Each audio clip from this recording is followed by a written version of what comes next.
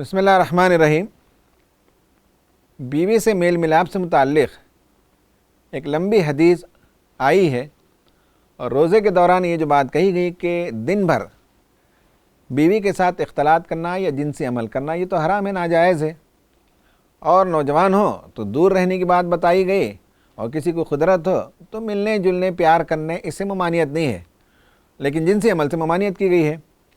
एक वाक़या ये मिलता है कि नबी करीम सल्लल्लाहु अलैहि वसल्लम मस्जिद में मजलिस में बैठे हुए थे। एक शख्स आया और उसने आकर रसूल सल्लल्लाहु अलैहि वसल्लम से फरमाया कि मैं तो हलाक हो गया, मैं तो बर्बाद हो गया। रसूलुल्लाह ने पूछा क्या हुआ?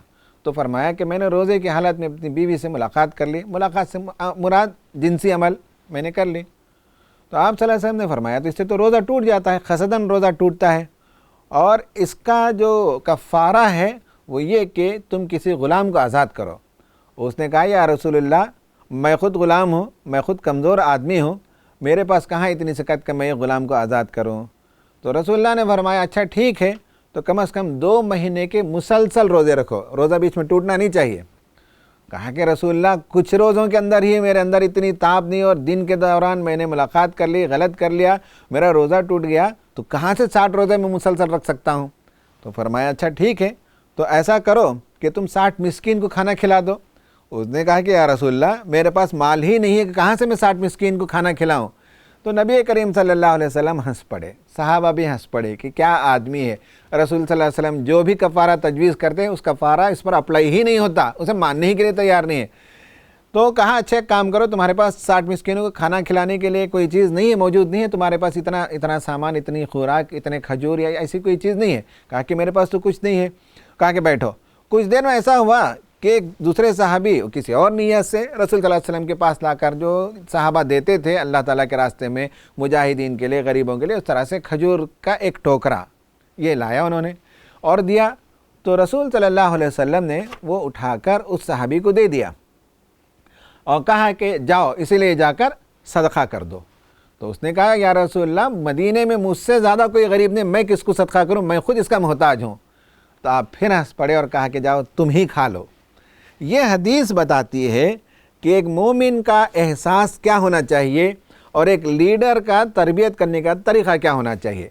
मोमिन का तो यही एहसास होना चाहिए कि जब भी उसे गलती का सुदूर हो जाए फ़ौरन वो एतराफ़ करे।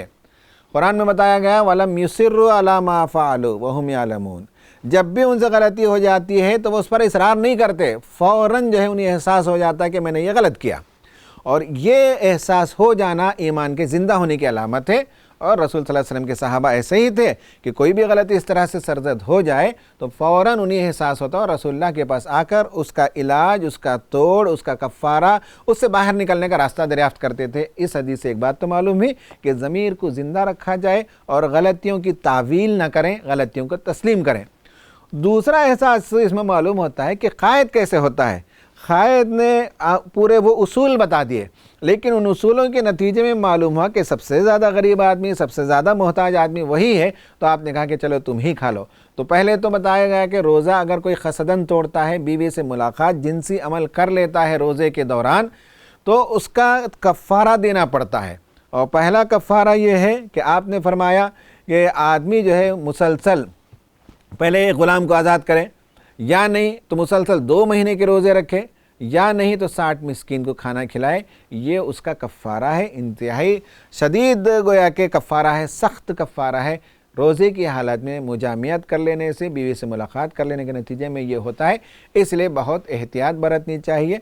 रात अल्लाह ताला ने दी है, रात के दौरान मुलाकात कर सकते हैं। अल्लाह ताला से दुआ है कि अल्लाह तबारक व तआला इस तरह की बारीक बातों को समझने और अमल करने की तौफ़ीक़ अता करे।